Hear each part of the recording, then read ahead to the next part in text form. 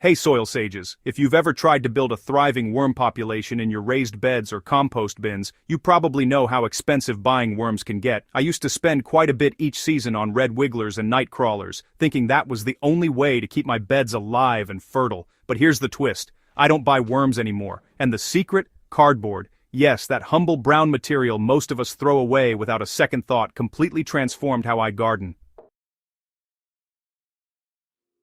Today, I'm going to share exactly how this simple trick works, why it's so effective, and how you can use it to attract a self-sustaining army of worms for free. Whether you're new to gardening or a seasoned soil whisperer, this method is an absolute game changer. Before we dive into the cardboard trick itself, let's take a second to appreciate why worms are the real MVPs of the garden. Worms are like nature's underground gardeners. They aerate the soil as they move through it, leaving behind tunnels that allow air, water, and nutrients to circulate freely. Their castings are packed with beneficial microbes, slow-release nutrients, and enzymes that plants love. In short, worms improve soil structure, boost fertility, and create the perfect environment for root growth. Without them, soil tends to become compacted, waterlogged, and less biologically active. But here's the catch. Most garden beds, especially new raised beds or compacted ground, don't have a thriving worm population to begin with, so gardeners often resort to buying worms. Unfortunately, many of those purchased worms either don't stay put or struggle to adapt to the new environment. That's where cardboard comes in. I actually stumbled upon this trick by accident while cleaning up some packaging material one rainy afternoon. I laid a few flattened boxes over a weedy patch of soil, just intending to smother the weeds. A few weeks later, when I lifted the cardboard, I was honestly shocked. The soil underneath was alive. It was crawling with worms, more than I'd ever seen in that bed before. Here's why this works so brilliantly. Cardboard holds moisture. Worms love damp, dark environments. Cardboard acts like a natural sponge, keeping the soil underneath moist and cool. Perfect worm habitat.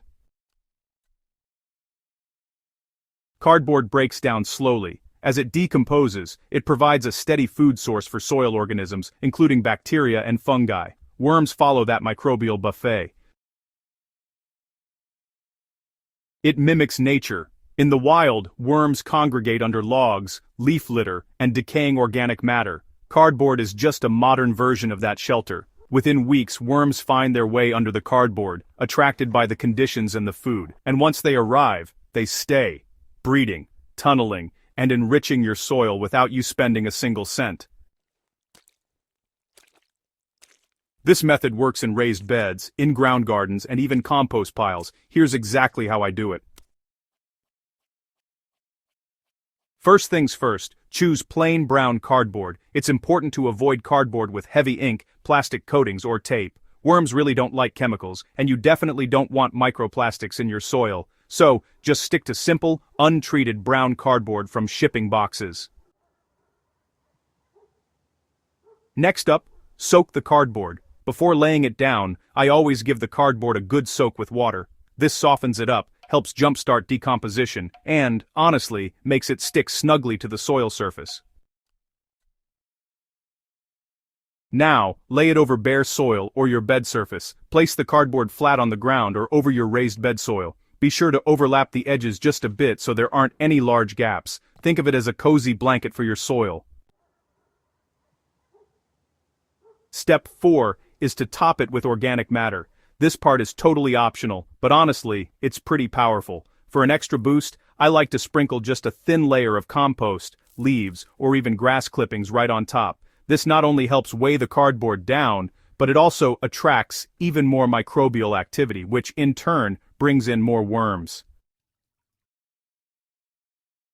Step 5 is to keep it moist. Worms just won't hang around if things get too dry. So, I make sure the cardboard stays just a little bit damp, especially during those hot or dry spells. Usually a light sprinkle every few days does the trick. Within 2 to 4 weeks, you'll start to notice worm activity really ramping up, and by the 6 to 8 week mark, you'll have a healthy, wriggling population living right beneath the cardboard, turning your soil into some rich, living earth.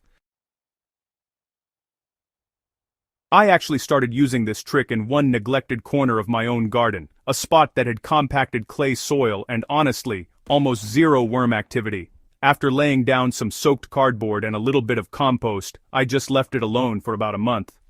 When I finally lifted the cardboard, it was like opening the door to a secret underground city. There were worms of all sizes, from tiny hatchlings to those big night crawlers. The soil underneath had softened up, turned darker, and had that amazing, earthy smell. Over the next season, that once dead corner became one of my most productive beds, all without buying a single worm. The population sustained itself naturally, especially when I kept adding layers of cardboard and mulch periodically.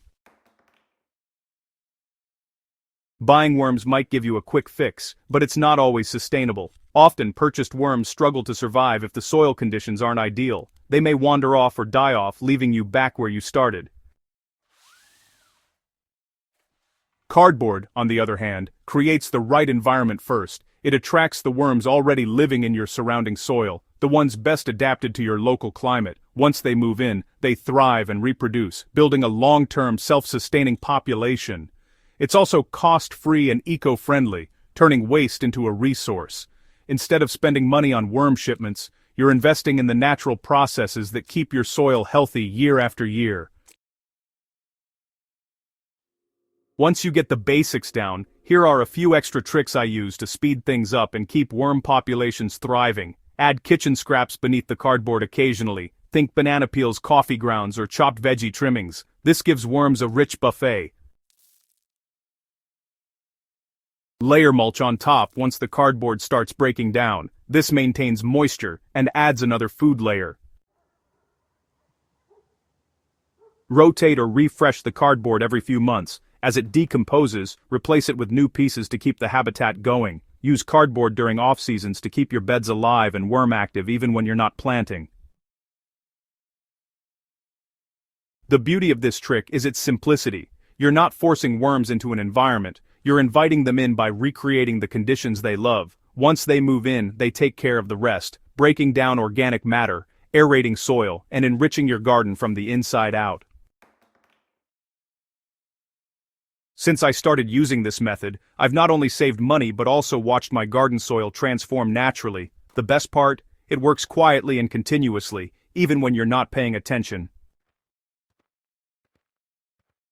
If you've been relying on purchased worms or struggling to boost worm activity in your beds, give this cardboard trick a try.